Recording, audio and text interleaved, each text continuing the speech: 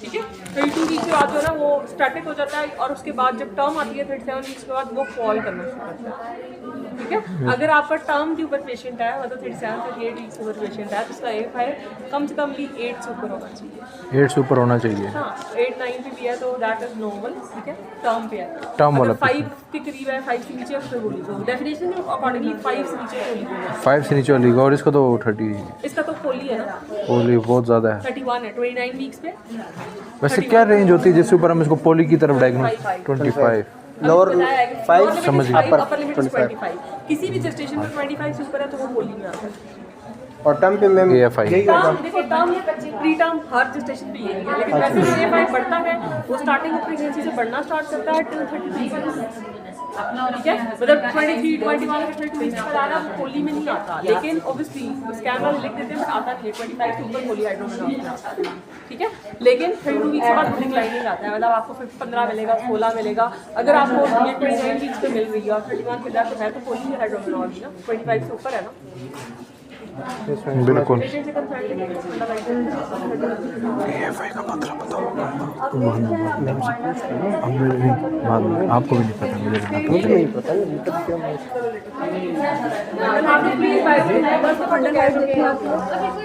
हमने देखा है देखनी वो आपके सामने देखेंगे टेप है। सब कुछ है मैम, सब जाओ सारे बाहर चले जाएं, काइंडली बाहर चले जाएं जल्दी से। कोई मैम पूरा बैग लेके आए मैम हर टाइम। AFI होता है madam, AFI amniotic fluid index. देखो एमनियोटिक फ्लूइड जो होता है उसको आप दो तरह से मेजर करते हैं अल्ट्रासाउंड के। ठीक है। एक होता है deep vertical pocket. Deep vertical pocket है सिंगल पॉकेट से लाइकर का कितना आ रहा है। ठीक है। उसकी जो अपर लिमिट है वो 8 है, अगर 8 से ऊपर है डीप वर्टिकल पॉकेट तो वो पॉलीहाइड्रोमेनोज है। ठीक है। और अगर 2 से नीचे है तो ओलिगोहाइड्रोमेनोज है। और एमनियोटिक फ्लूइड इंडेक्स होता है जो 4 क्वाड्रेंट्स में आप AFI को मेजर करते हैं। अटेंडेंट बाहर निकाल दो, राउंड एब्डोमेन को आप डिवाइड करते हैं 4 क्वाड्रेंट होते हैं, एक इधर इधर इधर। मतलब मिड लाइन से आप डिवाइड करते हैं 4 क्वाड्रेंट्स में अल्ट्रासाउंड करते वक्त, और 4 क्वाड्रेंट्स में आप एमनियोटिक फ्लूइड मेजर करके सम अप करते हैं 4 क्वाड्रेंट्स का, उसको कहते हैं एमनियोटिक फ्लूइड इंडेक्स। ठीक है। डीप वर्टिकल पॉकेट है जब आप सिंगल एक प्रोब सेंटर में रख के अल्ट्रासाउंड का और चेक करेंगे कि एक लाइकर का पॉकेट कितना आ रहा है। अच्छा दैट इज डीप वर्टिकल। हाँ deep vertical pocket. Deep vertical pocket. ठीक है। वो 8 से ज्यादा है तो पॉलीहाइड्रोमेनोज है। और मैम अगर ये 4 क्वाड्रेंट्स वाले को क्या कहते हैं? Amniotic fluid index AFI। सही है AFI और डीप पॉकेट। एब्डोमेन के हाँ समझ गए समझ गए। ये भी AFI इनका मेजर हो रहा है। नहीं oh sorry AFI fundal height, fundal height. Fundal height. ठीक है। इधर बुला लो पेशेंट से कंसल्ट लेके बुला लो डॉक्टर साहब को दिखाओ। पर एब्डोमेन किया हुआ है पहले। इधर आगे देखो और एक क्वेश्चन देखो। इधर आओ। क्या करेंगे आप पर एब्डोमेन? पेन, सबसे पहले physical inspection. Physical inspection. Inspection में सबसे पहले हम स्कार वगैरह देखते हैं, कोई स्ट्रेच मार्क्स देखते हैं, फिर इसके Position of the अलावा umbilicus सिमेट्री देखते देखते हैं, शेप देखते हैं। Position of umbilicus. कोई मतलब हमारे पास में अम्बिलिकस जो है वो इन्वर्टेड है या इवर्टेड है वो देखते हैं। चलो एक बार तुम कराओ मैं आगे राउंड करती हूँ। ये तो हमने इंस्पेक्शन में देखा। फिर इसके बाद हम पाल्पिटेशन करते हैं। पल्पेशन में फिर हम ये सारा देखते हैं। अब इंस्पेक्शन में है कि बस उसको हाथ ही लगाओ और palpation। देखोगे जो इन्होंने सारी बातें बताई उसकी सिमेट्री देखोगे, आगे से ऑब्जर्व करोगे, साइड से ऑब्जर्व करोगे, कोई स्कार, कोई भी एसिमेट्री, कोई भी स्ट्रेच मार्क, कोई प्रीवियस जैसे लेप्रोटमी, कोई एक्सप्लोरेटरी, कोई पेंडेक्टमी, कोई भी चीज़ मिलती है देख के आपको चला गया। अब पैल्पेशन में आप फर्स्ट टाइम पेशेंट को हाथ लगा। इंस्पेक्शन में ऐसा होगा पल्पेशन, अच्छा इंस्पेक्शन में हाथ नहीं लगाना। पल्पेशन में भी हम वो एक सर्कल पैटर्न में भी और या एस को भी शेप को फॉलो कर सकते हैं। मैम इसमें लेटर मैंने और चेक करना है। मैडम मुझे बोलना है। जो नॉर्मल एब्डोमिनल एग्जामिनेशन होती है ना उसमें वो हम एस वाला प्रोटोकॉल फॉलो करते हैं normal abdomen. Normal abdominal examination पे। लेकिन जो एंटीनेटल ऑब्स्टेट्रिक एग्जामिनेशन है यानी जो प्रेग्नेंट लेडी है एंटीनेटल। हाँ उसमें जो उसमें एब्डोमिनल एग्जामिनेशन के पॉइंट से वो थोड़े चेंज हैं। अच्छा उसमें लेकिन इसमें ये नहीं है कि आप बिल्कुल नॉर्मल एब्डोमिनल एग्जामिनेशन को रूल आउट ही कर दो, वो भी आप लोगों को देखना होगा। लेकिन इसमें एस बनाने की जरूरत नहीं है। फिर इसमें हम कैसे रिकमेंडेड नहीं है, ठीक है। तो फिर हम सर इसमें जो आपने चीज़ें देखनी होती है ना, पहले मुझे बताओ एस बनाने का क्या फ़ायदा होता है, क्यों बनाते हैं? हम सारे कोऑर्डिनेट्स को बस कवर कर रहे होते सारे हैं। क्वाड्रेंट्स को कवर कर रहे हैं, लेकिन ऑब्स में हमारा जो मेन फोकस है वो बेबी है। बेबी है तो बेबी के क्वाड्रेंट्स तो हमने देखने नहीं, हमने बेबी का देखना है, बेबी का साइज़ कितना है, उसका पानी कितना है, Yes. और या उसकी वजह से उसकी लाई कैसी है, उसकी प्रेजेंटेशन कैसी है, क्योंकि ऑब्स में हमारा एब्डोमिनल एग्जामिनेशन का मकसद चेंज है तो उसकी एग्जामिनेशन चेंज होती है। इसमें आपने ऐसे नहीं बनाना होता, इसमें आपने 4 से 5 चीज़ें देखनी है। एक ये है कि उसकी fundal height, fundal height main चीज़ है ना, उसको हम कहते हैं फिजियो फंडल हाइट, जो हम सिम्फिसिस प्यूबिस से जो आपका प्यूबिक एरिया ना, उस पर आपको गोली प्रोमिनेंट स्क्रीन होती है जिसको बिल्कुल। ठीक है। Symphysis Pubic symphysis। आप जो है फंडल हाइट आप यूँ लेते हो कि बेबी का फंडस किधर आ रहा है, फंडस। कि जहाँ तक वो आ रहा है वहाँ से लेकर वहाँ तक आप अपनी इंचेस टेक रखते हैं, मैं भी आपको बताऊँ, जी मैम। ठीक है। जो इंचेस वाली साइड होती है वो आप अपनी तरफ रखते हैं, इंचेस वाली साइड अपनी तरफ। हाँ, इसमें कोई एरर ना है तो इस वजह से फिर हम सेंटीमीटर एरर ना आए इसलिए करते हैं, क्योंकि समटाइम्स जब हम सेंटीमीटर्स के ऊपर से ना तो हम थोड़े बायस्ड होते हैं, हम अपनी मर्जी की रीडिंग ले रहे होते हैं, हमें पता होता है 29 वीक्स का है तो हम वही ले लेते हैं। एग्जैक्ट फाइंडिंग्स लेने के लिए तरीका ये है कि आप इंचेस वाली साइड पर रखो और फिर दूसरी उसको खोल कर देखो कितने सेंटीमीटर, जी बिल्कुल। जितने सेंटीमीटर पे होता है उतने वीक्स की प्रेगनेंसी है, तो फिर आपको पता चल जाता है कि जितने सेंटीमीटर पे होता है उतने। वीक्स की प्रेगनेंसी है, अच्छा, सेंटीमीटर उतना भी। ठीक है। एक तो ये वाला तरीका होगा सिम्फिसिस फंडल हाइट वाला, और फिर एक आपका रफ एस्टिमेट है, जैसे अगर हमारे पास इंचेस टेप नहीं है या फिर हमको फिर में हम बताना खा लेते हैं। रफ एस्टिमेट ये होता है कि आप इम्ब्लाइकस का अपना हाथ, जो इम्ब्लाइकस होता है वो 22 वीक्स का साइज होता है। अगर तो कोई बेबी इम्ब्लाइकस का है तो हम कहेंगे 22 सेंटीमीटर से है, मतलब फंडल हाइट 22 सेंटीमीटर है और ये 22 वीक्स की प्रेगनेंसी। ये हमने रफ एस्टिमेट्स लगाए हैं। एस्टिमेट है, ठीक है। अम्बलाइकस तक 22 सेंटीमीटर। हाँ 22 सेंटीमीटर, ठीक है। और अगर आप 22 सेंटीमीटर से फिर हर उंगली ऊपर जाओ ना इम्ब्लाइकस से ऊपर, Yes. 2 सेंटीमीटर है। हर फिंगर अम्बलाइकस से ऊपर 2 सेंटीमीटर है। इम्ब्लाइकस इज 22 सेंटीमीटर, उससे ऊपर फंडल हाइट अगर यहाँ पे हो तो 24। फंडल हाइट यानी जहाँ उसका बिल्कुल जाके ख़त्म हो रहा होगा। आपको मैं एक्सपोज कर लूँ, इशू तो नहीं आपको, डॉक्टर है ये भी कोई मसला नहीं है, ठीक है। जी। आपको ना आप जो आते हो अपना लेके परमानेंट और इसको ऐसे फील करते हो कि आपको बेबी का फंडस कहाँ फील हो रहा है। मुझे इस जगह पे ना बेबी फील हो रहा है, ठीक है। आपको यहाँ पे पता चलता है कि यार यहाँ से बेबी स्टार्ट हो रहा है, ठीक है। ये फंडा का फील हुआ। अब आपने एम्ब्लाइकस इज 22 वीक्स, 22 वीक्स ऊपर आपने देखना है आपको कितनी उंगलियाँ जा रही हैं। 4।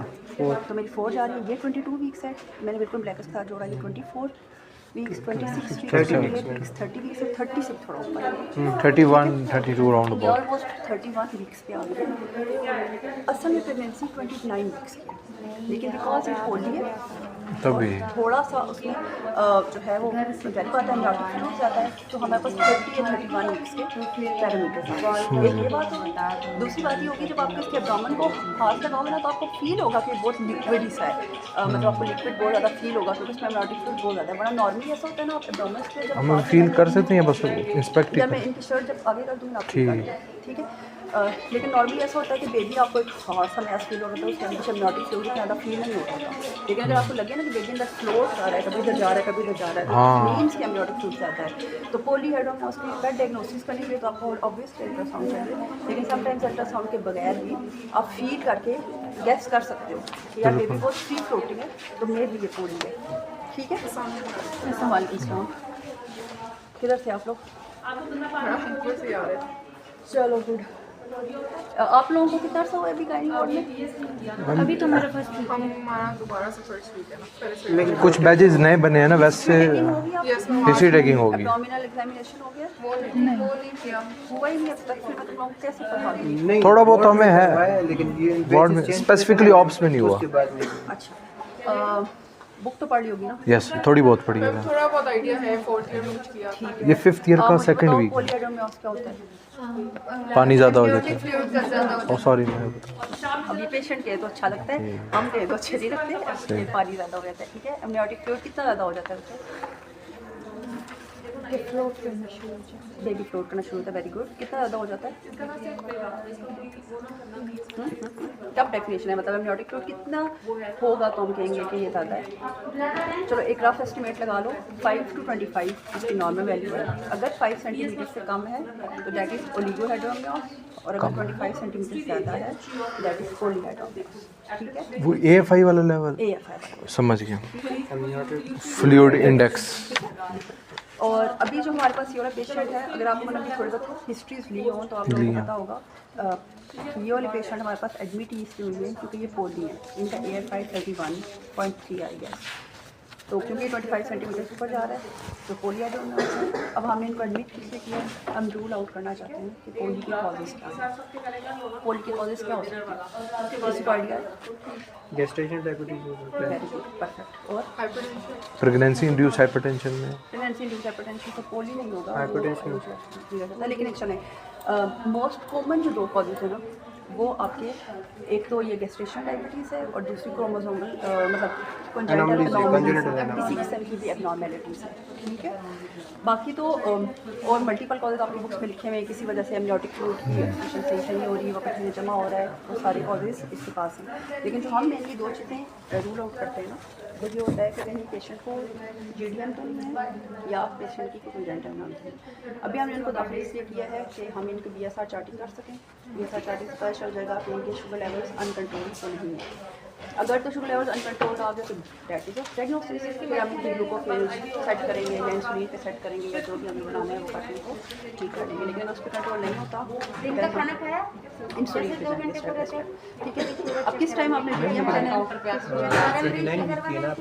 सेकंड ट्राइमेस्टर में तो एनॉमली स्कैन हो गया, उससे तो पता लग जाता है कि कंप्यूटर में एनॉमली है कि नहीं। अब ये बहुत इंपॉर्टेंट क्वेश्चन था कि इनका एनॉमली स्कैन उस टाइम हुआ है या नहीं हुआ। ठीक है, इनका एनॉमली स्कैन उस टाइम हुआ था, उसमें इनकी कोई ग्रॉस फीटर एनॉमली नहीं पाई गई थी, लेकिन उस टाइम पे इनका लाइटर ज़्यादा था। ठीक है, अब इसमें 2 कॉजेज आ सकते हैं, हो सकता है एनॉमली किक ना हुई हो, एफिशिएंसी ऑफ द टेस्ट। हाँ, और ये भी हो सकता है कि बाकी में एनॉमली नहीं है, GDM ही है जिस पे वर्कअप मुकम्मल नहीं हुआ। ठीक है, अब GDM के वर्कअप के लिए आपको पता है आप लोग OD कराते हो, आप A1C कराते हो, आप BSR चार्टिंग करते हो, जो भी आपकी BSR प्रोफाइल है वो एक अलग डिस्कशन है कि क्या क्या करना है और फिर कब आपने ग्लूकोफेज देनी है, कब इंसुलिन देनी है, उस पर भी हम आ जाएंगे। क्योंकि लेकिन अभी हम ऑफ एंटीनेटल एग्जामिनेशन कर रहे हैं और ये बहुत इंपॉर्टेंट है कि चाहे उल्टे लटको चाहे सीधे लटको तुम्हारे हर पेपर में ये तो है ही है। ठीक है, मुझे भी 1.5 साल हो गए और मेरे को 4-5 पेपर लेने चाहिए ज़रूर होती, तो प्लीज़ आप लोग ये ज़रूर कर लो। एग्जामिनेशन में सबसे पहला काम क्या करोगे? Consent, very good. Informed consent, उसके बाद एक्सप्लेन करते हैं प्रोसीजर। और फिर इंस्पेक्ट। इंस्पेक्शन में क्या क्या है? इंस्पेक्शन खत्म करो जल्दी जल्दी का camera any scar, surgical marks, symmetry, skin colour. ठीक है, परफेक्ट। बस इंस्पेक्शन में से देखना है, अच्छे से देखना है और एग्जामिनर को दिखाना है कि मैं देख रहा हूँ, इधर से देखो उधर से देखो इधर से देखो, हर मतलब 1-2 दफ़ा देख लो। ठीक है, और उसके बाद आपने क्या करना होता है, अपने पल्पेशन कराना है। This is the first time आप पेशेंट को हाथ लगाओगे। पल्पेशन में जो एक नॉर्मल सर्जिकल एग्जामिनेशन में S बनाते हैं उसको बनाने की ज़रूरत नहीं होती, क्यों हमें इस टाइम हम क्वाड्रेंट्स में इंटरेस्टेड नहीं है। ठीक है, लेकिन हाँ ये है कि अगर पेशेंट आपको कह दे ना कि मुझे किसी खास जगह दर्द हो रहा है तो फिर आपने रूल आउट ज़रूर करना है। हो सकता है उसको कोलिथेसिस, हो सकता है उसको अपेंडिक्स का कोई इशू हो रहा हो। अगर वो आपको स्पेसिफिकली कहता है कि मुझे किसी खास पार्ट में दर्द है तो आप नॉर्मल एग्जामिनेशन कर सकते हो इस वाली। लेकिन स्पेसिफिकली जो एंटीनेटल एग्जामिनेशन है ना उसमें जो आपने चीज़ देखनी है, आपने सबसे पहले बेबी का साइज़ देखना है, उसकी फंडल हाइट कितनी है, उसको सिंफिजियल फंडल हाइट कहते हैं। आपने उसकी लाई देखनी है। ठीक है, लाई क्या होती है भला? लॉन्गिट्यूडनल एक्सिस यूट्रस का जो है फीटस के लॉन्गिट्यूडनल से fetus position in the आप ये देखोगे कि फीटस का जो एक्सिस है वो मदर के एक्सिस के साथ अलाइंड है, लॉन्गिट्यूडनल है, ट्रांसवर्स है, ओब्लिक है, मतलब यूं यूं ठीक है। फिर उसके बाद प्रेजेंटेशन है। What is presentation? Ma'am presentation तो वो से पहले के कॉर्डल है ये। आपने ये देखना है कि वो उसका हेड प्रेजेंटिंग पार्ट है या फिर बटक्स प्रेजेंटिंग पार्ट है या ब्रीच है जिसमें। लेकिन मैम ये तो इस तरह पल्पिटेशन से कैसे पता लगेगा? बहुत अच्छा पता है। लेकिन प्रैक्टिस से पता चलता है। मल्टीपल पेशेंट्स देखने पड़ते हैं। आप अभी जब इसको पूरा हाथ लगाते हो ना, आप इधर आके नॉर्मली पहले हम ना इसको इस तरह चेक करते थे, इसका पल्पेट करते थे और हेड हमारे पास बीच में आ जाता था, ठीक है। लेकिन अब इस वाली चीज़ को कहते हैं कि ऑब्सोलीट हो गया, आप ये वाली ग्रिप नहीं करते, अब आपने यूँ चेक करना होता है। जब आप यूँ चेक करते हो ना, तो अगर तो पेशेंट का फैलिक है ना, तो आपको हेड पूरा एक हार्ड सा बॉडी सी चीज़ जो है बॉल की तरह फील होती है, ठीक है। लेकिन अगर आप नहीं फील होती तो फिर आप हर क्वाड्रेंट में यहाँ हाथ रख के यूँ चेक करो, ठीक है। यहाँ इस तरह को लेटरल मैनवर कहते हैं ना।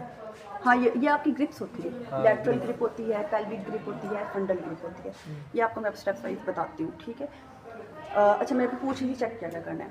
सिर्फ फंडल हाइट हो गई, प्रेजेंटेशन हो गई, लाई हो गई, उसके बाद आपने क्या देखना है, आपने देखना है आइदर आपका डोमेन सॉफ्ट है, नॉन टेंडर है, जो आपने नॉर्मली देखी होती है जी, या फिर कोई बहुत ज़्यादा डिस्टेंडेड है या टेंडरनेस है, ठीक है। क्योंकि आपने समटाइम्स ऐसा भी देखना होता है ना कि कोई और तो एबनॉर्मलिटी नहीं चाहिए। अब गायनी में ये नहीं किसी बच्चा देखे साइड पे हो जाओ, उसके अपेंडिक्स कटी हो, ठीक है। तो आपने और भी चीज़ें देखनी है कि टेंडरनेस किसी की नहीं है। और दूसरा ये कि अगर प्रीवियस स्कार्स है वो, तो आपने वो भी देखना है कि स्कार ऐसा जैसे कि थिन आउट हो रहा हो, उसकी टेंडरनेस हो, तो आपने वो भी चीज़ एग्जामिन करनी होती है। और एक लास्ट चीज़, अगर पेशेंट लेबर में है तो फिर आपने देखना होता है उसको पल्पेबल्स किसमें आ रही है। पल्पेबल्स का मतलब है यूट्राइन कॉन्ट्रैक्शंस आपको 10 मिनट में कितनी आएंगी, ठीक है। आप अपना टाइमर लगाएंगे 10 मिनट्स का, और उसमें आप फंडस पे अपना हाथ रख के देखेंगे कि कितनी दफ़ा जब कॉन्ट्रैक्शन होती है ना, तो ये बहुत टेंस हो जाता है, एकदम सख्त हो जाता है, आपको फील होता है, तो आपको पता चलता है कॉन्ट्रैक्शन आएगी। फिर आप देखते हो कितने टाइम की कॉन्ट्रैक्शन आ रही है। आपने सेकंड्स में हमें टाइमर लगाया होता है ना, तो आप सेकंड्स में देखते हो कि स्ट्रॉन्ग कॉन्ट्रैक्शन है या नहीं है, या एक्टिव लेबर में है पेशेंट या नहीं। और लेबर में आपने पढ़ा होगा कितनी कॉन्ट्रैक्शन होता है उसको एक्टिव करते हैं, और 3 to 4 हों इन 10 मिनट्स, और कितने सेकंड्स की 40 सेकंड्स या उससे ज़्यादा की, ठीक है। ये होता है। अच्छा, अब आपको मैं करके दिखाती हूँ सिम्फिसिस फंडल हाइट की। अभी मैं इनको बता रही थी कि करने का तरीका क्या है। एक तो सिम्फिसिल फंडल हाइट है, प्यूबिक एरिया में सिम्फिसिस प्यूबिक बोन को आपने फील करना है, वहाँ पे आपने प्रिंची स्टेप का स्टार्ट रखना है, वहाँ से लेकर जहाँ पे आपको एक मिनट बेबी का, आप तंग तो नहीं हो रहा है, ठीक है, जहाँ पे आपको फंडस फील हो रहा है बेबी का, वहाँ तक की हाइट मेजर करनी है। जितने सेंटीमीटर उसकी हाइट होगी वो उसके उतने वीक्स की प्रेगनेंसी है, ठीक है। यहाँ पे जब आप ऐसे ऐसे करके आते हो ना, तो आपको बेबी फील होता है, जिस जगह फील होता है वहाँ रुक जाना है, और फिर आपने इंची स्टेप रख के और ये फंडल हाइट में ये होगी, फंडल हाइट फील होगी। फिर दूसरी बात आपने करनी है कि दूसरा तरीका है, Umbilicus। नॉर्मली आप लोगों के लिए आपने इंची स्टेप्स ही करना है। डॉक्टर्स इंची टेप्स ना पास रखनी चाहिए, लेकिन ज़्यादातर के पास नहीं होती, तो एक रफ एस्टिमेट लगाते हैं। Your umbilicus is 22 weeks 22 centimetre. Umbilicus से ऊपर हर उंगली 24 सेंटीमीटर, 26 सेंटीमीटर, 28 सेंटीमीटर, 30 सेंटीमीटर। अगर आप यहाँ पे ऐसे आ गए हो, 2 उंगली आपने 2 सेंटीमीटर कर ली, इससे भी ऊपर जा रहे हो तो फिर ऐसे कर लो, फिर आगे 32, 34, 36, ठीक है, 38, और मतलब गिन लेना आगे जो भी है, ठीक है। लेकिन एक याद रखना कि नॉर्मली जो है ना वो 36 वीक्स से हम कहते हैं कि टर्म की प्रेगनेंसी है, ठीक है। और अब आगे चलते हैं, आगे और क्या होता है, ये हमने देख ली सिम्फिसिस फंडल हाइट। सेकंड चीज़ मैंने कही थी, आपने देखी है लाई। अब लाई जब आप पेशेंट को हाथ लगाओगे ना, तो बेबी का हर पार्ट आपको फील होता है। ये पेशेंट आपके लिए अच्छा पेशेंट नहीं है, क्योंकि पोली है, इसमें एमनियोटिक फ्लूइड ज़्यादा है, इसमें बेबी फ्लोट कर रहा है, तो आपको हर पार्ट्स फील नहीं हो रहे। लेकिन एक जो पोली नहीं होती, नॉन प्रेगनेंसी होती है, उसके बच्चे के ना नॉब्स, इवन कि आपको हाथ भी फील हो रही थी। यार यहाँ पे कोई नॉबी सी चीज़ है, छोटी छोटी चीज़ है, तो ये इसकी या तो हाथ होंगे या टांगे होंगे या बाजू मतलब पाउच होंगे। और फिर इसी तरीके से जब आप नीचे आते हो, पेल्विक ग्रिप करते हो या ये वाली पेल्विक ग्रिप करते हो, तो आपको उसका हेड फील होता है। अगर हेड फील होता है तो उसका मतलब है कि फेलिक है। अगर हेड फील नहीं हो रहा तो लुक फॉर इट। आप यहाँ पे देखो, समटाइम्स आज हमारे पास पेशेंट आई थी, उसका हेड इस जगह पड़ा था, इट मीन्स कि फिर वो ये इधर जा रहा है ब्रीच, या ठीक है, या यूँ जा रहा है, जैसे जा रहा है। ये तो प्रेजेंटेशन है, ये प्रेजेंटेशन हो गई ना। और लाए में देखो, अगर आपको फील हो रहा है कि ऐसे लंबा सा बच्चा पड़ा है, यहाँ पे हेड है, यहाँ टांगे, तो ठीक है, वरना समटाइम्स पेशेंट ऐसे हुआ होता है, पेट ऐसे, तो आपको समझ आता है कि आप ट्रांसफर, अगर बच्चा हॉरिजॉन्टल पड़ा वो सीधा हो जाता है। हाँ, एक्सटर्नल का फेलिक वर्जन कहते हैं उसको। वो ऐसे ऐसे ऊपर से कर करके ऐसे ऊपर से करके उसको रोटेट कर देते हैं और सीधा कर लेते हैं, लेकिन ये बहुत एक्सपर्ट लोग करते हैं क्योंकि इंजरीज का खतरा होता है। सही। प्रेजेंटेशन देख, लाइव देख, पोजीशनिंग का कैसे, पोजीशनिंग का बताया ना सर, नीचे फील हुआ तो नहीं, फिर हमने 3 चीज़ें बताई, प्रेजेंटेशन, लाइव, पोजीशनिंग। नहीं, presentation live and symphysis फंडल height, fundal height ठीक है। सर से पाँव तक। और उसके बाद क्या बोला कि सॉफ्ट नॉन टेंडर तो समझ आ ही जाएगी दर्द हो रहा है या नहीं हो रहा, ठीक है। और उसके बाद अगली चीज़ आई थी कि पल्पेबल्स अगर लेबर में या पेशेंट थे, अब क्या करोगे पल्पेशन के बाद अगला स्टेप क्या होता है?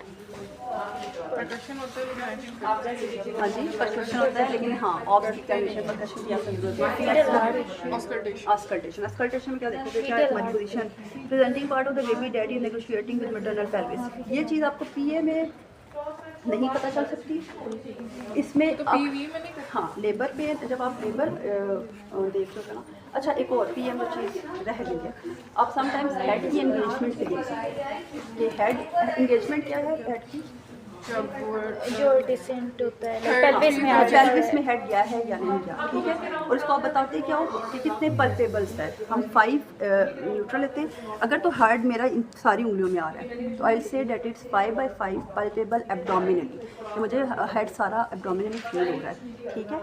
इसका क्या मतलब है कि हेड फ्री है और एब्डोमेन के अंदर है, अभी पेल्विस में नहीं गया। लेकिन अगर मुझे लगे मेरा हेड पूरा नहीं आ रहा, सिर्फ 3 उंगलियों के बीच में आ रहा है या 2 उंगलियों के बीच में आ रहा है, तो फिर मैं जितनी उंगलियों के बीच में आ रहा है मैं उसे उतने पल्पेबल कहूँगी, 2/5 3/5 यानी 3/5 2/5 से मैं पता लग जाएगा कि आधा हेड नीचे पेल्विक फ्लोर में गया हुआ है, और अगर 5/5 है तो हमें पता होगा नहीं ये भी सारे का सारा ऊपर ही है, एब्डोमेन के अंदर है और वो जो है वो फ्लोट कर रहा है, ठीक है।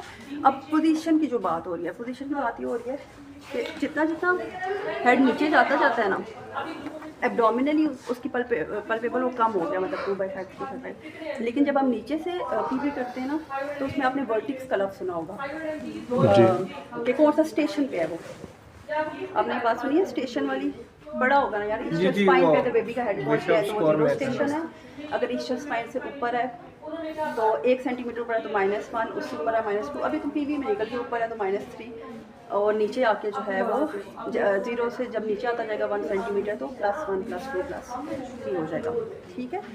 12 जब हेड पूरा 0 स्टेशन पे आता है तो हम उसे कहते हैं आप फुली एंगेज्ड है, ठीक है, आप एंगेज हो गए। लेकिन जो पोजीशन वाली है और ये फाइंडिंग है, आप पोजीशन ज़्यादा पल्पेबल्स के जरिए बता सकते हैं, एब्डोमिनली हम एब्डोमिनल एग्जामिनेशन का है उसमें आप एग्जैक्ट नहीं बता सकते, ठीक है। अब आगे और क्या रह गया, आखिरी हो गया परकशन, हम करते नहीं, ऑस्कल्टेशन में आप क्या देखते हैं, फिटोस्कोप से हेड को, हाँ फिटोस्कोप से आपने, लेकिन उसका तरीका ये कि पहले इधर रेडियल आर्टरी को पकड़ना है और ये करने फिटोस्कोप से, सॉरी इसको पकड़ना, इधर रेडियल आर्टरी को इधर से साथ में करना है और साथ में फिटोस्कोप से देखना है एब्डोमेन के ऊपर, अगर वो मैच कर रहे हैं तो फिर हमने चेंज करना है पोजीशन को, और क्योंकि फिर अब उससे हमें फिटल हार्ट की लोकेशन, यानी फीटल हार्ट को पकड़ने का तरीका ये बता रहा है। तो ये इस तरह नॉर्मली जो आपको फिटल हार्ट पकड़ने का आसान तरीका है, आप एक लैटरल ग्रिप करोगे, अपनी लैटरल ग्रिप करके आप अपनी पेशेंट की फीटस की बैक फील करोगे, जिस साइड पे फीटल बैक है ना, अगर इधर नहीं है तो इधर पकड़ो और इधर फील करो। चीज़ पोली मैं आपको अगेन अगेन बता रही हूँ, इसमें उतनी अच्छी फाइंडिंग्स नहीं मिलती, हम किसी और मरीज़ का देख लेते हैं,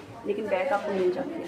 जब आपको बैक मिले तो बैक में इम्प्लाइकस से लेकर जो आपका ये राइट एलिफोसा वाला एरिया है, बैक वाली साइड पे फिटोस्कोप को उसके दरमियान में रखना है, ठीक है। ये एक रफ एस्टिमेट है कि आपको फिटल हार्ट्स की जगह में, बैक से अम्बलाइकस के दरमियान में आप कह रही हैं? देखो अगर मैं कह रही हूँ ना इस साइड पे बैक है, हाँ ठीक है, ये इसका एम्ब्लाइकस है, जी। इसका इसका स्पाइन है, इसके दरमियान में आ रहा है, ठीक है। अच्छा इसे दोबारा बताइएगा, अगर बैक इधर है, जिस साइड पे बैक है ना, हाँ। आपने उस तरफ फिटोस्कोप रखना, बस समझ गया, उस साइड ठीक है। समझ गया, उस तरफ आपने फिटोस्कोप रख के, अब जब आप एग्जामिनेशन करके भी दिखाओगे तो आपने सबसे पहले बैक पल्पेट करनी है, और बैक वाली साइड पे इम्ब्लाइकस से लेटरल यहाँ पे आपको फिटोस्कोप रख के कान लगा लेने।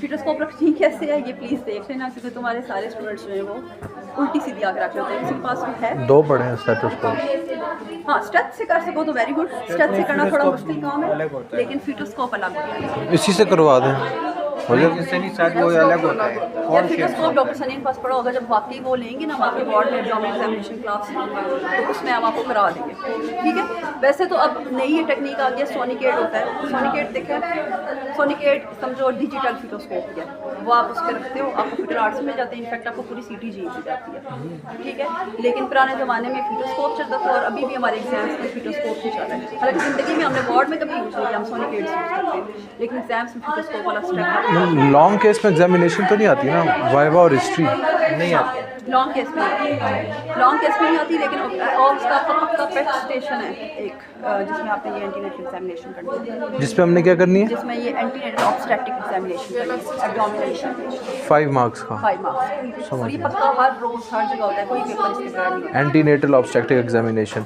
तो उस पे जो भी आपने जिस तरतीब से पॉइंट था उसी तरतीब से हमने बस लेके उस चलना तरतीब है। से आपने बोलना कुछ नहीं, आपने पता चला पहले आपने इधर से देखा, इधर सामने से जाके देखा, पहले कंसेंट लिया ना, हाँ कंसेंट ले लिया, इंस्पेक्शन कर ली, इंट्रोड्यूस कराया, Introduce। साइड पे रहे, कंसेंट लिया, फिर इंस्पेक्शन की, फिर उसके बाद उसकी फंडल हाइट चेक की, फंडल हाइट। सारी ग्रिप्स करके दिखाई, ये फंडल ग्रिप है, लैटरल ग्रिप है, बस ऐसे आप ड्रामा पूरा करते जाओगे और वैसे भी उसके बाद दबाते जब ना एक्सप्लेन ना भी करें तो ठीक है। आपने एक्सप्लेन करना नहीं होता, वो क्वेश्चन आपका ये परफॉर्म ऑब्स्ट्रक्टिव है, परफॉर्म ठीक है, ये फंडल हाइट के बाद इस तरह दबा भी लिया, फिर 6 हो गए, फिर सारी आपने ग्रिप्स पूरी करनी है, स्टेप्स पूरे करने हैं, उसके बाद आपने यहाँ पे डिस्को करके सुनना है, उसके बाद क्या मैडम थैंक यू आपके ताउन का शुक्रिया, और बस एंड में ग्रेड करना है 8 और फिर शुरू में सलाम और आखिर में खुदा हाफिज़ का, और कवर करके पेशेंट को ग्रेड करके ये 8 स्टेप्स में हमारा एंटीनेटल ऑब्स्टेट्रिक एग्जामिनेशन कंप्लीट। और वाली उसने बहुत अच्छी बात की यार, बच्चों तुम लोग स्टेप्स याद रखना, मेरी खैर है मेरी, नहीं नोट डाउन हो हाँ, लेकिन ये है कि कवर अनकवर बहुत इंपॉर्टेंट बात है, इसका स्पेशल एक नंबर होता है, कवर हाँ, अनकवर कोई एग्जामिनर ऐसा हो सकता है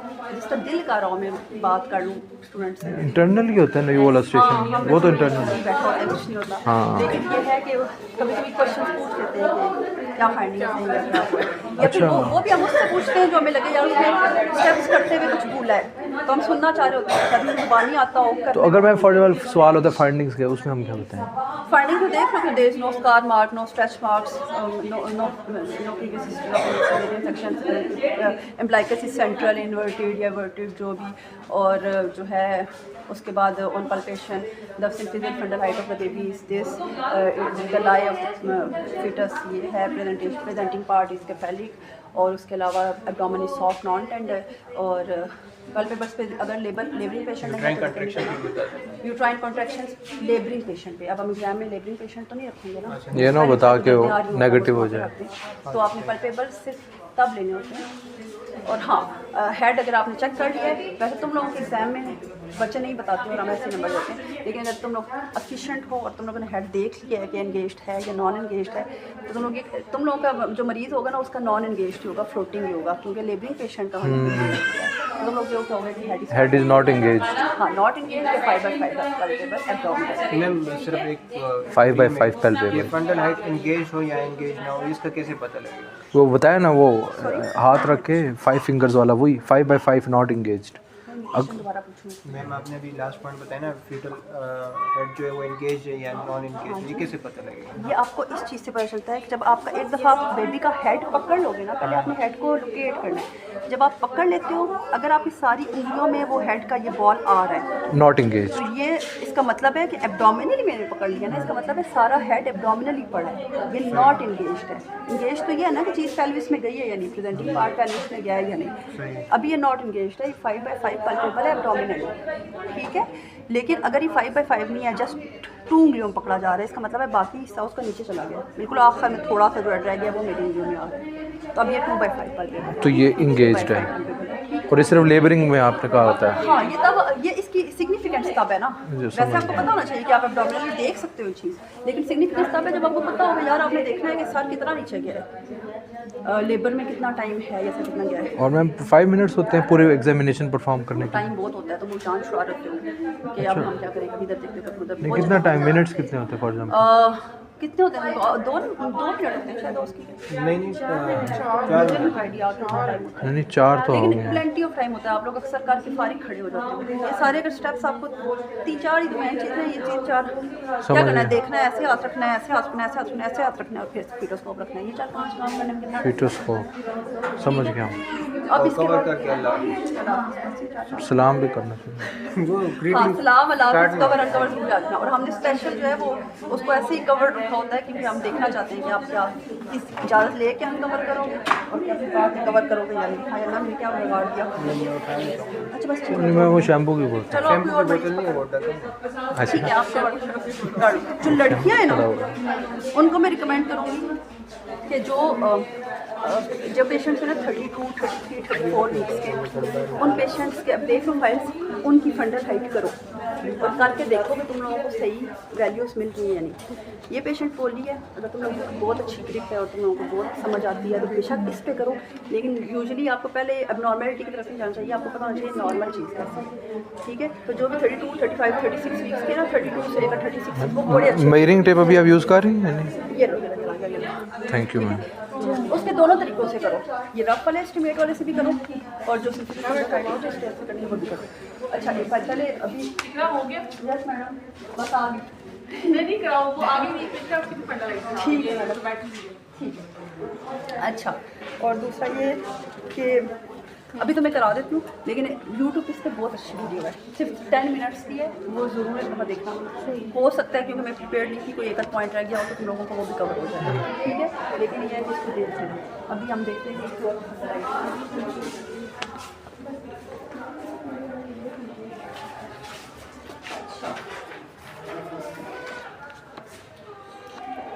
36+5 वीक्स पे आप देखो, आप एग्जामिन करने को इशू तो ये सब डॉक्टर थी लेट शाबाश किसी सिर्फ मुझे फंडस हाइड्रेशन बताओ, सिर्फ फील कर बताओ, फंडस फील हो रहा है आपको?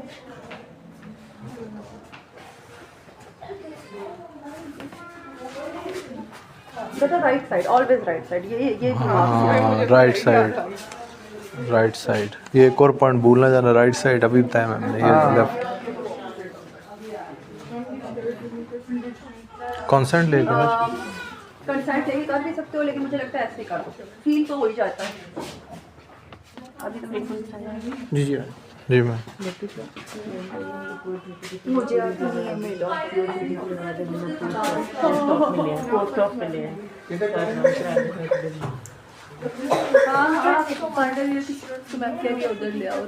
आओ बच्चों, अगला स्टेप आ गया, पोस्ट ऑफ हिस्ट्री देके वापस आगे करना।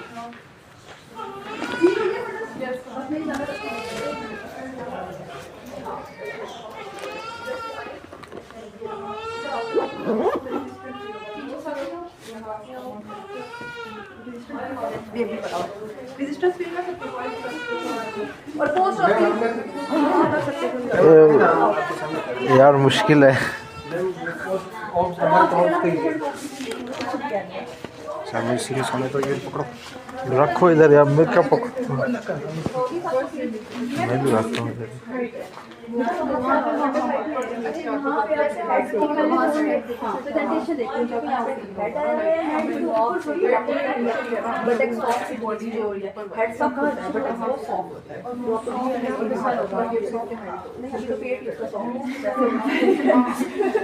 चलो आगे की तरफ एक दफा इनको भी दिखा दो, फिर उसके बाद हम पोस्ट ऑफ में देखेंगे हमें क्या क्या देखना है। आ जाओ बच्चे, बस इसे फील करेंगे ऊपर से, ठीक है। मैम आप आए ना, मैं इधर ही हूँ, मैं देख लूँ, आप फील करो कहाँ पे है फंडस। हाँ लगाओ, ये हाथ लगाओ, कुछ नहीं है, करो करो, खा तो नहीं जाएंगी आपको। आगे आ जाओ, आगे आ जाओ, आगे ये फंडल जहाँ हेड फील होगा, मुझे बताना कुछ फील हो भी रहा है या वैसे जहाँ हेड फील होगा वहाँ से आगे पॉइंट आते जाओ आराम आराम से। हाँ हो गया, बस इतना यहाँ से अच्छा। आपको इंची स्टेप इस पॉइंट पे रखनी है, सही है। नीचे प्यूबिक सिंथेसिस पे रखनी है और मैं करना है। और अगर नहीं करना तो इस पॉइंट पे रखो, वो अम्बलाइकस से वो और यहाँ पे हाथ रखो, ठीक है। आराम से सर। यस मैम, इस पॉइंट पे हुआ है हेड फील। कुछ भी नहीं हो रहा, सही से फील हो रहा है ना? नहीं वो नहीं, आपने वो तरीका बताया था ना, सेंटीमीटर वाली साइड अपनी तरफ रखनी है, नहीं अपनी तरफ नहीं रखनी, ऑपोजिट रखनी है। अच्छा एक मिनट, इसके बाद तुम सारे वर्ड कर लेना, कुछ मसला नहीं है वो। यस। तो मैम जहाँ से फील हुआ यहाँ से मैं रखूँगा ना? नीचे प्यूबिक सिंथेसिस पे आप जीरो रखो, अच्छा वहाँ ज़ीरो रखना, ठीक है। वहाँ तक आवा खींचो, नीचे ऑपरेटिंग सिस्टम इतना ऊपर नहीं होता, नीचे होता है। और बस मैं यहीं तक होगा तो कितना है, कितने सेंटीमीटर? मैम 28 सेंटीमीटर आ रहा है। नहीं हो सकती, आपने प्यूबिक सिंथेसिस बहुत हवा में चढ़ाया हुआ है। वो ऊपर वाला पॉइंट तो पिक कर लिया मैंने, नीचे। अच्छा देखो प्यूबिक सिंथेसिस ना आप पल्पेट करके देखते हो, कर लूँ कोई इशू? यार तुम लोग पहले पोस्ट ऑफ कर लो, ये वापस आ करते हैं मुझे चलिए, लेकर डॉक्टर जवेदिया डांटेंगे। ठीक है, शुक्रिया, थैंक यू। ज़्यादा मैडम बनना था।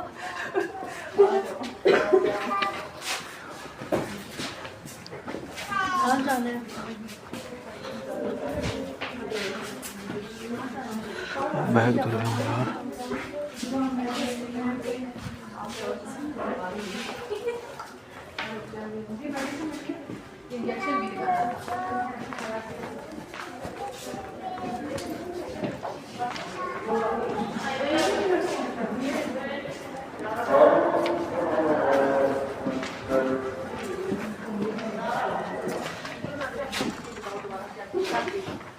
पोस्ट ऑपरेशन में क्या देखते हैं? पहले देखते हैं स्टिच लाइन देखते हैं, पीरियड ब्लीडिंग देखते हैं, एब्डोमेन को देखते हैं कि वो यूट्रस वेल कॉन्ट्रैक्टेड है कि नहीं, और हाँ चेस्ट चेक करते हैं और पोलिंग में देखते हैं कि वी नाउ क्यों चेस्ट चेक करते हैं? चेस्ट क्यों चेक करते हैं? पोस्ट ऑपरेशन की चेस्ट क्यों ऑस्कल्टेट? इन्फेक्शन किस चीज़ से? पोस्ट ऑपरेटिवली क्या फाइंडिंग मिल सकती है? कोई अगर वो क्या कहते हैं परफोरेशन होती है तो वो जो बहुत ही आगे एक्सट्रीम पे पहले सोचते हो। वो एयर इधर कैप्चर होती है ना, मैं उस साइड पे गया था। देखो पोस्ट ऑप अगर पेशेंट को जीए मिला है तो आपको सिक्रीशन से चीज़ें मिल सकती हैं ना, Yes, ठीक है? तो उसमें क्रैप्स आ सकते हैं, आपको साउंड एडिड साउंड्स मिल सकती हैं, ठीक है? इसलिए ठीक है कि ब्रीदिंग ठीक है या नहीं है। और अगर स्पाइनल में है फिर भी देखेंगे ना, यस ठीक है? अच्छा, और उसके बाद और क्या देखेंगे? अब ये पोस्ट ऑप इलेक्टिव एलएससीएस की पेशेंट है, ठीक है? उसमें क्या क्या देखेंगे? पोस्ट ऑफ की पेशेंट ये लोग बताएं। पोस्ट ऑफ मतलब ये आम है आगे क्या वर्ड बोले वो तो मुझे भी पता है। पोस्ट मैं अल्ट्रासाउंड ले रही जब गए वो बताइए वगैरह की वो 6 आवर्स के बाद जाकर देखेंगे। 6 आवर्स का कुछ स्पाइनल का इफेक्ट रहता है ना, बिफोर दैट का कोई बेनिफिट नहीं है ना। ईटिंग वगैरह देखेंगे, पेन पूछेंगे। एब्डोमेन पे देखेंगे यूट्रस कॉन्ट्रैक्टेड है या नहीं है, ठीक है? बाउल साउंड सुनेंगे, कितने आवर्स के बाद बाउल साउंड सुनेंगे? बताएं कितने आवर्स के बाद देखेंगे? किस चीज़ के आवर्स के बाद? बोला ऑपरेशन के बाद। पोस्ट ऑप कितने आवर्स के बाद? मतलब अगर घंटे के बाद देखूंगी मुझे बाउल साउंड सुनेंगी, या मैंने घंटे के बाद एनक्यू ब्रेक कराना है पेशेंट का? नहीं कराना ना। 3 आवर 6 6 आवर्स, 6 आवर। ठीक है? 6 आवर्स। और अगर पेशेंट को सेडेशन भी है शॉर्ट, मतलब कोई प्रोसीजर इसमें सिर्फ सेडेट किया है, फिर 4 आवर्स, सेडेशन के केस पे 4 आवर्स। ठीक है? वरना 6 आवर्स, एटलीस्ट 6 आवर्स के बाद आप बाउल साउंड सुनेंगे। पॉजिटिव होंगी तो फिर पेशेंट का आप एनक्यू भी ब्रेक करेंगे और पेशेंट को लेग मूवमेंट का भी बताएंगे। इसका मैकेनिज्म क्या है कि पहले क्यों नहीं हम देखते? पहले क्या आती ही नहीं है? अगर 2 आवर्स के बाद देखे पोस्ट ऑप में नहीं आएंगी तो आपने एनक्यू ब्रेक कराना है। स्पाइनल कितनी देर का इफेक्ट रहता है? ड्रग जो देते हैं उसका कितनी देर का इफेक्ट रहता है? तो डिपेंड करता है कितनी डोसेज दी है ना। हाँ, लेकिन 6 आवर्स तो रहता ही रहता है ना। सही है। स्पाइनल का इफेक्ट 6 आवर्स तक तो रहता है ना। 6 आवर्स से पहले तो आपका पेशेंट ना लेग मूवमेंट कर पा रहा होता है और ना ही मतलब उस तरह आप उठ पा हाँ, रहे जब वो नहीं कर पा रहा तो तो फिर bowel sound Normal GI motility। आपने बाउल साउंड सुन के ही एनक्यू ब्रेक कराना है ना। Yes। अगर 6 आवर्स के बाद भी बाउल साउंड लगे है फिर तो हम देखेंगे पहले सेडेशन में है या मतलब कितनी हमने चलो, डोसेज 6 आवर्स कितनी दी। गुजर चुके हैं ना, 6 आवर्स पास कर लेंगे पेशेंट ने, ठीक है? हाँ, फिर बाउल साउंड लगे तो और वेट करेंगे, यस लेकिन मिनिमम 6 आवर्स तो आपने वेट करना है ना एनक्यू ब्रेक कराने से पहले, ठीक है? उससे पहले आप एनक्यू ब्रेक कराएंगे तो क्या होगा? गट मोटिलिटी ऑब्वियसली स्पाइनल का इफेक्ट जब रहता है तो गट मोटिलिटी के ऊपर भी होता है ना, स्लो हुई होती है, ठीक है? तो पेशेंट वोमिट कर सकती है, आपकी वोमिट करेगी तो एस्पायरेट कर सकती है, मतलब कॉम्प्लिकेशंस और डेवलप कर सकती है ना। जब तक जीआई की मोटिलिटी सही ना हो तब तक हमने उस टाइम तक हम वेट करेंगे, वेट करें। ठीक है? अच्छा, लेग्स में क्या देखेंगे? लेग्स में चलो 24 आवर्स के बाद, पोस्ट ऑफ 24 आवर्स के बाद क्या देखेंगे? ब्लूइश तो नहीं होगी बिकॉज मैम सर्जरी में बिल्कुल वो मूवमेंट्स नहीं होते। हाँ, और साइनोसिस इस्कीमिया अगर पेशेंट मोबिलाइज होगी उसके बाद पेशेंट कहती है मुझे एकदम से सडन एडिमा हुआ है और एक साइड की लेग पेन है, एक साइड की लेग पेन है। एक साइड का लेग पेन है और लेग एडिमा है, तो आप क्या सस्पेक्ट करेंगे कि पेशेंट में क्या ना हो जाए? कोई वेसल दबी है क्योंकि वन साइड है ना। क्या हो सकता है नासिया? मैम वैसे यूरिन में देखेंगे नहीं वो तो अलग है ना, मैं तो फिलहाल लेग के ब्रेक करूंगी। वेसल यूटीआई के लिए तो ऑब्वियसली आप 24 आवर्स के बाद देखेंगे ना, पेशेंट को कैथेटराइज किया होता है तो चांसेस ऑफ यूटीआई होते हैं ना। डीवीटी के लिए देखेंगे ना, वही ना, डी वेनस थ्रोम्बोसिस ठीक है? One Patient- side. अगर आपके पास पेशेंट आई है Unilateral। ऑपरेटिवली 24 आवर्स के बाद और कहती है कि मतलब अभी डिस्चार्ज भी नहीं लिया इधर ही है, ठीक है? बट वो कह रही है उसको एक साइड का लेग एडिमा और साथ लेग पेन है, तो आप सबसे पहले डीवीटी को रूल आउट करेंगे ना, डीप वेनस थ्रोम्बोसिस नहीं है। क्यों? क्योंकि एक तो रिस्क फैक्टर सर्जरी है, दूसरा पेशेंट हो सकता है मोबिलाइज ही ना हुई हो आप, और तीसरा है भी यूनिलैटरल। दोनों पे तो मुझे नहीं लगता डीवीटी होगा। दोनों पे नहीं होता, एक पे ही होता है ना, तो इस पे भी होता है। लेकिन अगर पेल्विक वेन थ्रोम्बोफ्लेबाइटिस है या पेल्विक वेन थ्रोम्बोसिस है तो फिर बायलैटरल लेग एडिमा मिल सकता है ना, रेयर मिल सकता है। मिल सकता है। पेल्विक वेन तो आपकी उस पे नहीं आएगी, डॉपलर पे नहीं नजर आएगा ना, लेकिन पेशेंट आपकी कह सकती है ना मुझे मूवमेंट पे पेन होता है और मेरी दोनों लेग स्वलन है, एक मार्कली ज़्यादा स्वलन है और दूसरी कम स्वलन है, यस ठीक है। अच्छा पोस्ट ऑपरेटिवली वो तो फिर सिनेरियो वाइज होता है ना, वो तो रिस्क फैक्टर जितने आपके बढ़ते जाएंगे इस तरह हो जाएगा ना।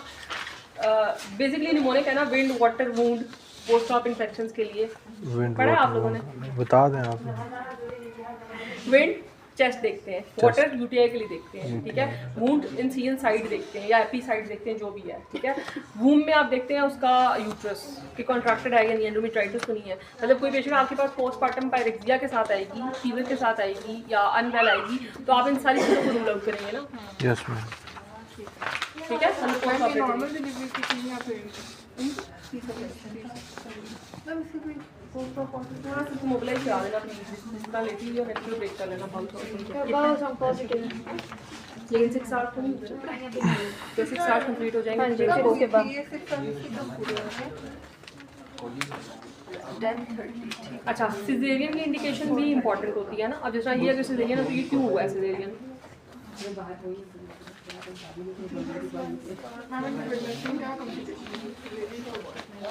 जी सवाल मैं पूछ रही है ना। कि what was the indication for C section? देखो इसका था pregnancy induced hypertension short interpregnancy interval है 2 ईयर है। तो previous one scar and short interpregnancy interval था बेसिकली, है ना। प्रीवियस वन सर्जरी और बेसिकली कितना इंटरवल होना चाहिए, तो आप बी बैक का ट्रायल ले सकते हैं। कंसेप्शन आफ्टर 18 मंथ्स हो ना, फिर आप बी बैक का ट्रायल दे सकते हैं, लेकिन उस पर जो चांसेस ऑफ सक्सेस होते हैं वो डिपेंड करते हैं आपके प्रीवियस जो इंडिकेशन फॉर सिजेरियन है उसके ऊपर। अगर किसी का प्रीवियसली ब्रीच की वजह से सिजेरियन हुआ था या अनस्टेबल लाइफ की वजह से सिजेरियन हुआ था तो उसके ज़्यादा चांसेस ऑफ सक्सेस होते हैं बनिस्बत अगर किसी का नॉन प्रोग्रेसिव लेवल की वजह से सिजेरियन हुआ है इसका बीच की वजह से। ठीक है। लेकिन फिर आपने एक चीज़ ही देखनी होती ना, आपने ये भी देखना है कि शॉर्ट इंटर प्रेगनेंसी इंटरवल तो नहीं था कि अगर 1.5 साल पहले सिजेरियन हुआ था तो आप ट्रायल ऑफ वीजा नहीं देंगे ना, स्कार रप्चर के चांसेस ज़्यादा होते हैं। चलो आ गया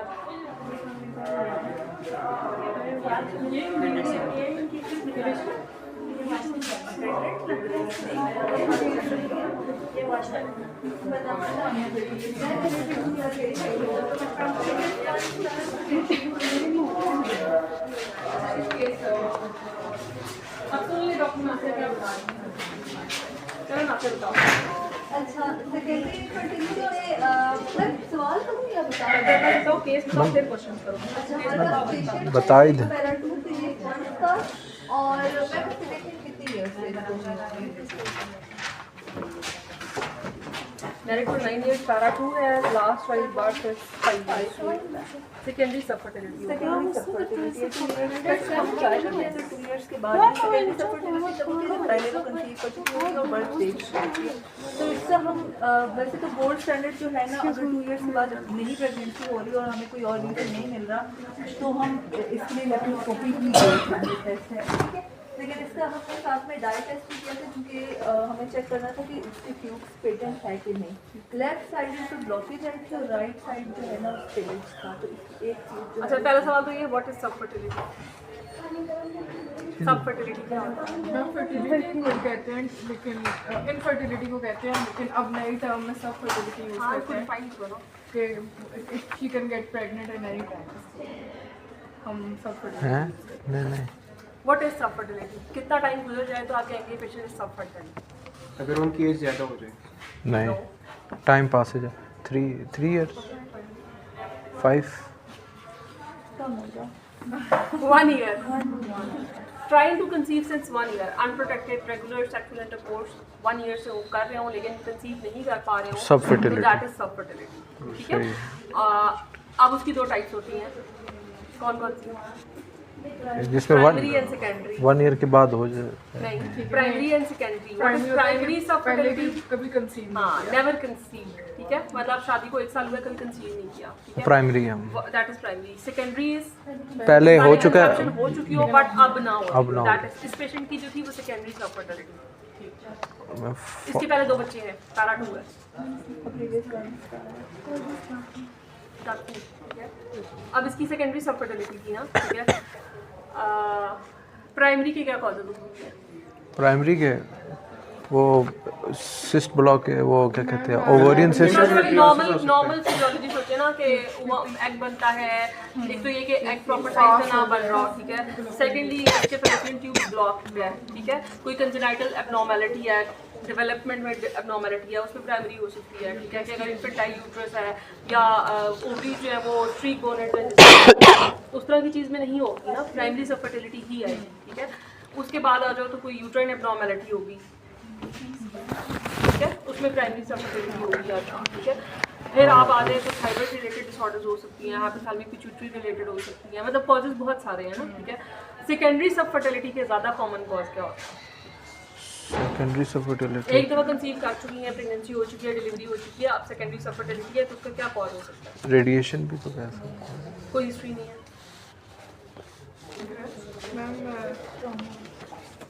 एज ब्लॉकेज आता है, अच्छा, एज भी फैक्टर है बट मोस्टली ट्यूबल ब्लॉकेज आता है, ठीक है। अब जैसा इस पेशेंट में है, अब लेप्रोस्कोपी किया तो हाइड्रोसल्फिंग्स है, एक साइड की ट्यूब ब्लॉक्ड है, ठीक है। एक पेशेंट है, क्या एक पेशेंट ट्यूब के साथ इंफेक्शन हो सकती है? हाँ, हो सकती है, ऐसा नहीं है कि नहीं हो सकती, हो सकती है, बट इसका वन साइड में यहाँ पे लेके थोड़ा फिर हम अटेंडेंस लगा के मैम मैं पीजी वालों की लगाऊंगा, ठीक है। अटेंडेंस लगा के मैम मैं वो आओ यार भाग। एंटीबायोटिक देंगे ना या ड्रिंक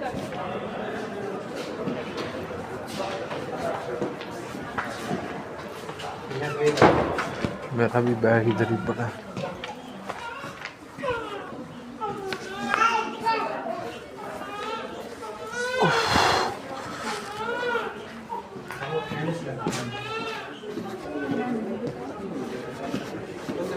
अलग से वार्ड में